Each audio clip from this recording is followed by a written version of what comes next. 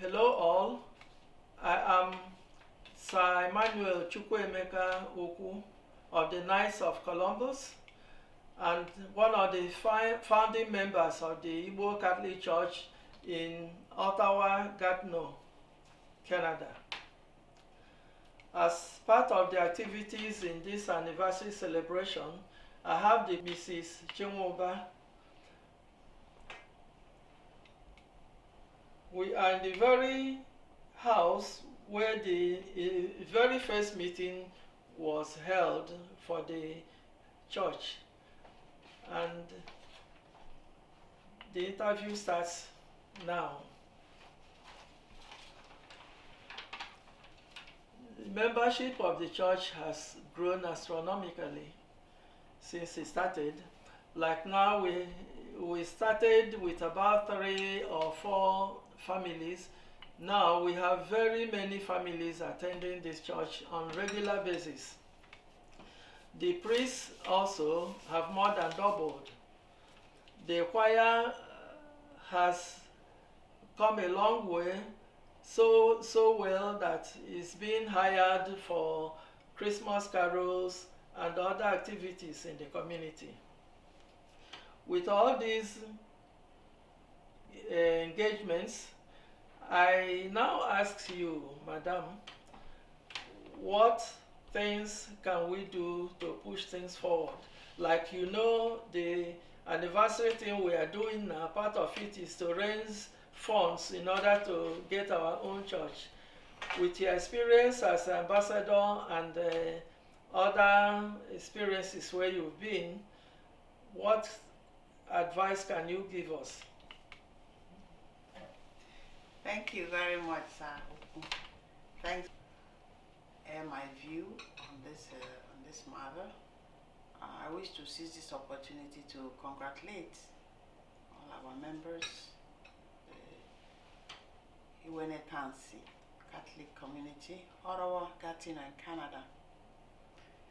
To say congratulations to them for a good job, well done. You're asking me what we can do to advance the fundraising that we are undertaking right now. And I would just say that in any project, the most difficult aspect is starting, the first step. They say the journey of 1,000 miles starts with the first step. And so we have done that.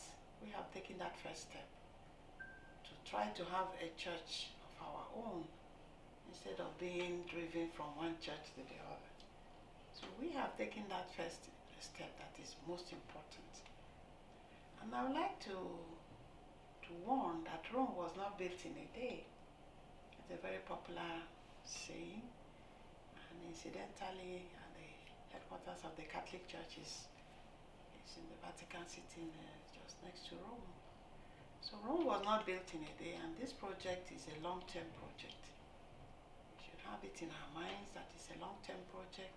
We're trying to raise $1 million, Canadian dollars, for this church project. So we should be ready for the long haul. There's a popular French proverb that says, petit à petit l'oiseau fait son nid, which means that the bird building its nest does it little by little. There's the front of the leaves, builds. So I think that's the mindset we should have, that we're in here for the long haul. And I would like to remember what our chaplain, Father Paul Mweze, always says in his homilies. He always refers to Martin Luther King, who admonished black folks to keep doing something. He says, if you can't fly, run. If you can't run like the others, walk. If you can't walk, crawl. Important thing is to be doing something. Don't rest inactive or dormant. Do something towards this project. That is the first warning I would give. But the second is to refer to King David in the Bible. he wanted to build a temple for the Lord, but the Lord said no, because David had soiled his hands. And the criminal passed. You're not the one to build for me. Your son Solomon will build my temple. So for us that are building this temple for God, this church, trying to get a church for God, it is time to look at ourselves. Is there anything that can impede this progress, this work we are doing? Is there anything that we do either by committing or by omission or commission that God would not like you to build my temple for me? Just like he told David, don't build for me, even though David wanted to build. So let us check ourselves. Let us lead good lives while we're building for the Lord. Let us not have any things in our past, in our relationship with God that would collide what the collective is doing. Last Sunday we had the preaching of Abraham asking God, if I see 30 people, are you going to destroy this?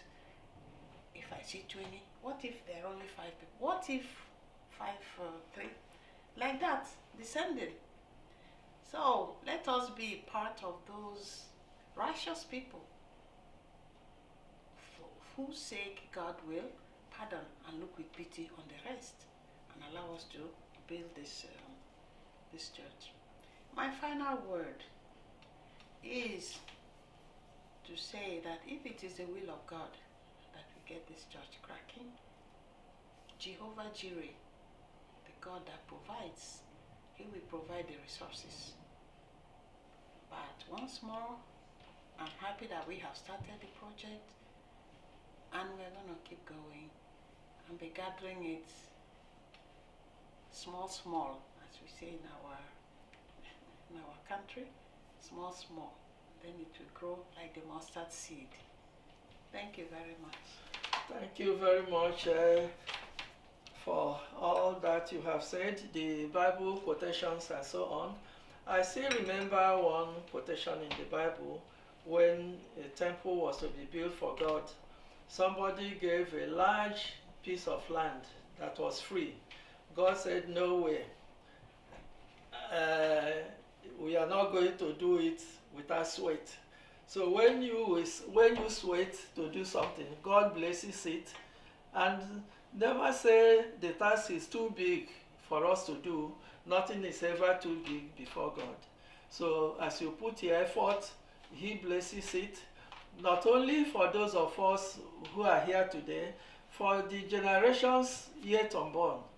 And let us be a guide to our children, our grandchildren, so that they follow this footpath, worship God, especially as we are in a foreign land. Let us not look backwards. And with this, I thank you very much for honoring this interview, which, as I said earlier, is taking place in the very first place we started. And the woman of the house who cooked and entertained, unfortunately, is not here today. Let us continue to pray for her wherever she is. She has gone to be with the Lord. Thank you very much. Thank you so much.